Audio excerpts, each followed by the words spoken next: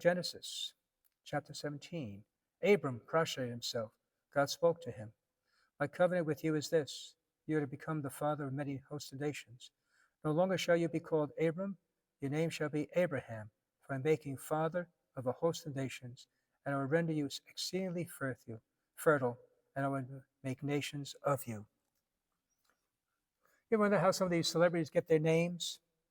In the early 50s, songwriter Bob Casado from Harlem and later the Bronx was told by his manager that the name was too ethnic and that he would need another one. Bob wanted to keep his name because he was proud of his Italian and because his sister Nina wanted to keep the family name alive also. So one night while he and his manager were eating in a Chinese restaurant, Bob was overruled. The manager told him to make a name change immediately.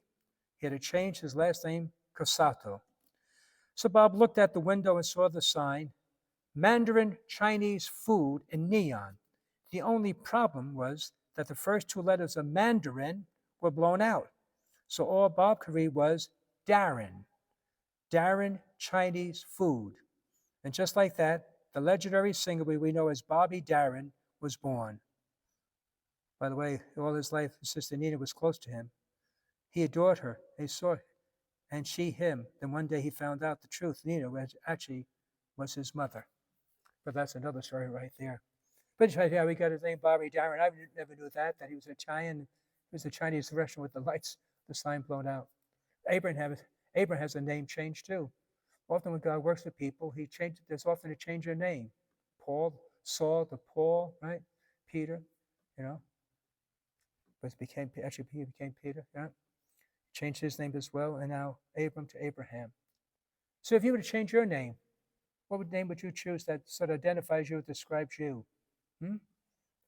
What would you choose to live up to? That's why we used to have confirmation names. They would also inspire us that we would now, model their characteristics. A lot of times before you speak religious life, you took a name change. In some religious orders, nuns, they change their names because now we're a new person.